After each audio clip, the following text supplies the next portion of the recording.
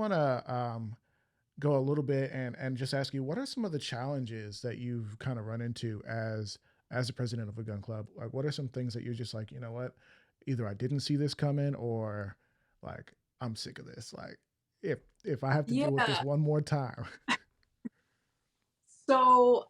I guess I'll start with the positives, and I know you didn't necessarily ask this, but uh, I'm grateful that we have a range that supports us. There's institutions that allow us to use the space and have been super supportive of me and the club to allow us to grow.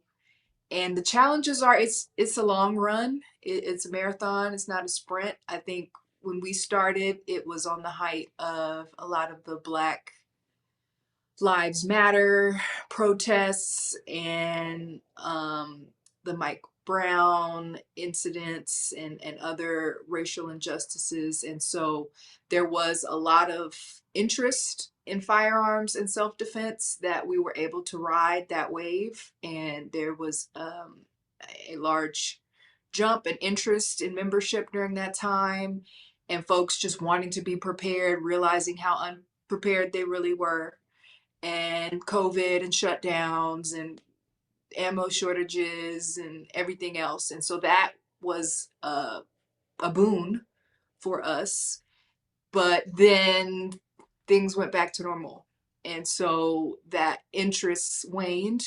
And I'm very fortunate that we had a close group of folks that were either previous enthusiasts or took a liking to what we were doing and wanted to support and have continued to support. But I put a lot of money out of my own pocket to make things happen and events happen. Um, it takes manpower, especially if you're going to be a Black gun group and you're trying to dispel a lot of the myths about Black gun ownership and help the community and actually not be paternalistic and think that you know better than folks, but meet them where they are.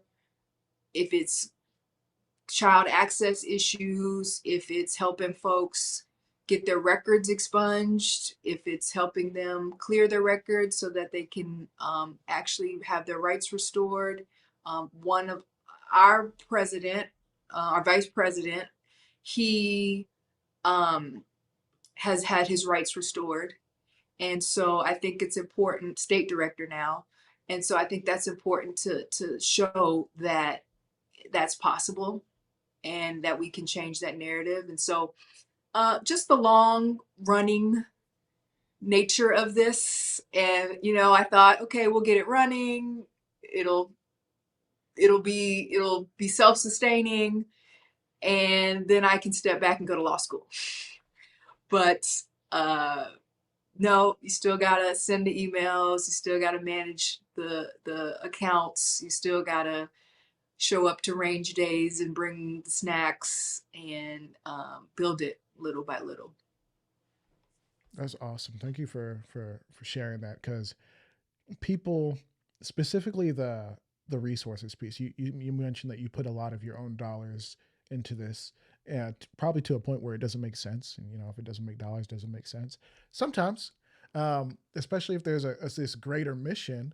And that's kind of where I am, where I'm like, people don't really get it because they're like, oh, this is a pretty podcast, but they don't really understand that even though a lot of the things are set, there's a lot of like little expenses, little things that you have to get. I mean, I know for yourself, if you're like, okay, we want to get some training guns, we want to get some SIRT pistols, we want to get blue guns, we want to get, Mm-hmm. some a gun for people who maybe they come to the range and they don't have a gun. We want to get a 22. That's good for them, or something like that. I mean, whatever your goals are for really pushing this thing forward, people don't get that there's a lot of money that's coming out, and maybe they might even start complaining, oh, why is there a fee, and why, I noticed it only costs this much to go to the range, but y'all charging a little extra. And it's like, okay, Counting those like, pennies, man.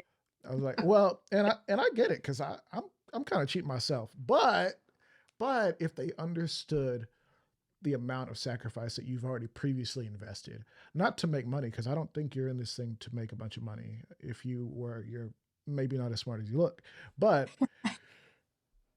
because you really think it makes a difference, that's why you're here. I mean, clearly you're smart enough to go to law school. You're smart enough to know that this is kind of a money hole, money sink. Um, but I would encourage, if you are in Baton Rouge or Louisiana and you want to drive, you want to go support, go support. Maybe give a love offering or whatever people call it, Right. and just make sure you're pushing this conversation Yes. forward. Yeah, we've had members donate patches. We had a very generous member, one of our board members, donate patches that we've been able to sell as fundraising items. uh, the food at some of our events, the targets that we can provide to members to shoot on. So every little bit helps. And uh, I take the philosophy in the same way that I do any other community movement building is that if we all bring a brick, I'll credit Karen Hunter. If we all bring our brick, then we can build something. Hmm, that's awesome. I love it. I love it. Let's make it happen. Now, I want to talk about the bail project, but you mentioned the community projects. So I'm like, what kind of are community events? What kind of community events do you guys do? Yeah, so we have done a couple, mostly just outreach to teach and let folks know that we're here. And we are planning a gun lock sort of drop off event, canvassing, neighborhood canvassing event, setting up stations, actually going door to door, talking with folks, explaining how gun locks work if they, are curious to learn and want one. So we take a pretty hands-on approach. There, the last event we were at, it was at a community theater. We just set up a table. We had gun locks available. We had information about the gun club. We were talking about tourniquets. That's another interesting and oddly or unfortunately sad reality in Baton Rouge and Louisiana is that folks get shot a lot, Mm, and knowing how to use a tourniquet might save somebody's life in those situations. And so I literally had some young men come up to me and I was showing them how to use a tourniquet, and they were like, damn, this could have really helped my homie so and so. And so it's sad that we got to teach trauma medicine hmm. to our community. But if that's what it takes to save lives, then we're gonna be out there with tourniquets trying to save lives. Dang right. Wow, that's